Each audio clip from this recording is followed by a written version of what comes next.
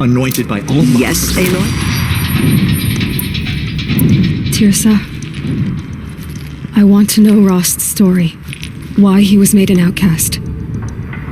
He never told me. Said he took an oath of silence. What did he do? Oh. Yes, that. What crime did he commit? I will tell you if you wish. But it is a long story. Are you sure you want to hear it now? Of course I want to hear it. Tell me. Rost never committed any crime. He was an outcast by choice. What? What do you mean? Many years ago, before the derangement, before the Red Raids, a band of murderous outlanders, 12 in number, struck without warning. At Mother's Vigil, they took hostages, and then pressed on, headed for Devil's Thirst.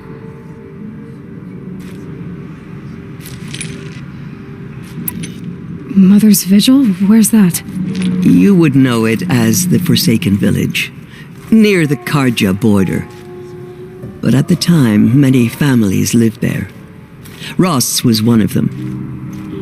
His mate was killed fighting the Outlanders, and his daughter was among those taken hostage.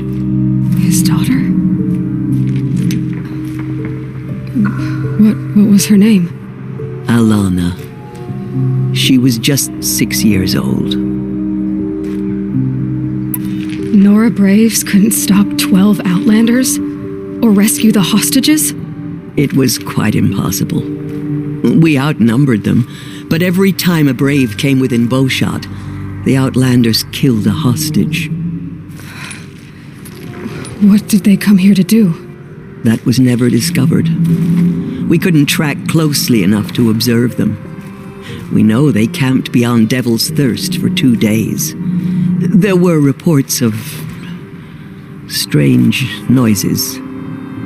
And then, as suddenly as they came, the Outlanders made their way back to the border and disappeared.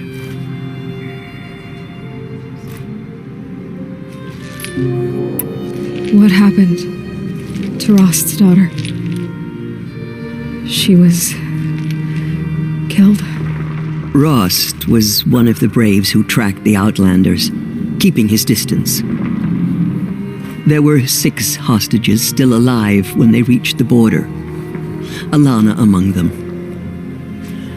Rather than release them, the Outlanders slit their throats and left the corpses just across the border, mocking us. Why? Cruelty. They knew the faithful Nora would not leave the sacred land to collect the bodies, let alone pursue them. They thought themselves safe from our vengeance. Are you saying that Rost went after them? That he became an exile? No. Rost was beside himself with grief, but even so, he would never have broken taboo. Then what did he do? He called upon the most terrible and secret rite of the Nora tribe. He begged to be made a Death Seeker.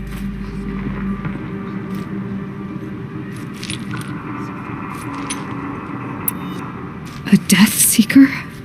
What is that?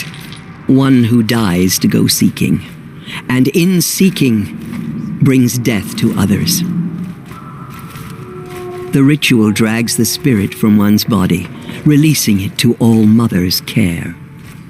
The heart beats, the mind thinks, but the spirit has moved on.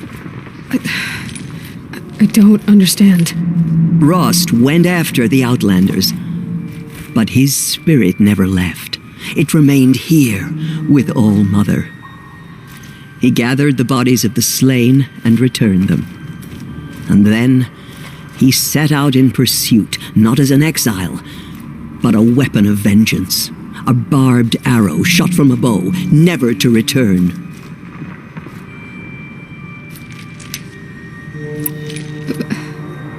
But Rost did return.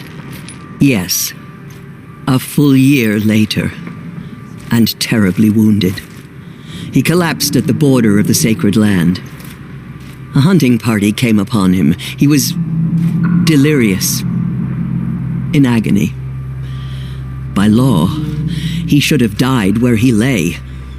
But one of the hunters broke taboo, and reaching across the border, she dragged him to our side. Who was she?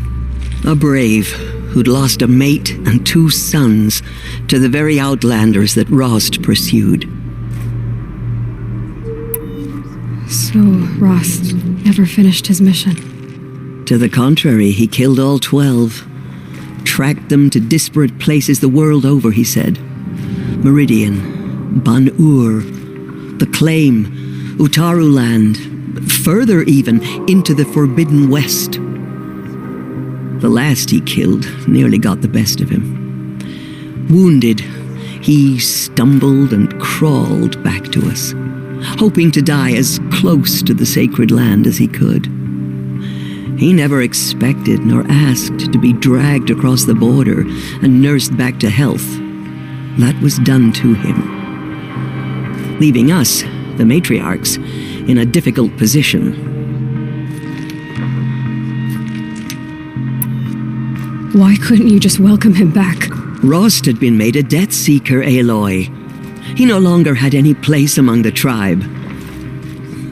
By law, he should have been driven back out. But we couldn't bring ourselves to do that, so we offered a compromise. You made him an outcast? Yes.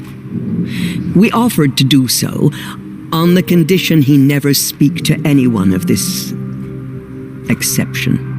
After all he did, all he suffered, to be declared an outcast was his reward. Rost was overjoyed.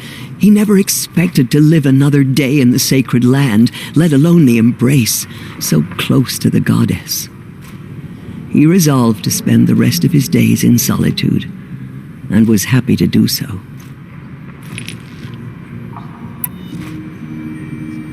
But then you found me, and gave me to him. Yes. Another compromise. The matriarchs feared you and would not let you be raised by the tribe. And so we turned to Rost. I knew that he would take care of you, bring you up, teach you to worship All-Mother and respect the ways of the tribe. He certainly tried anyway. You took a man who'd lost his daughter and made him raise an infant girl? Doesn't that strike you as callous? I'm inclined to think the course of events has shown the wisdom of our choice. And I'm quite certain that from the moment he laid eyes on you, he saw you as a gift and never a burden. All right, Tirsa, that's quite a story. I should be going. May the goddess protect.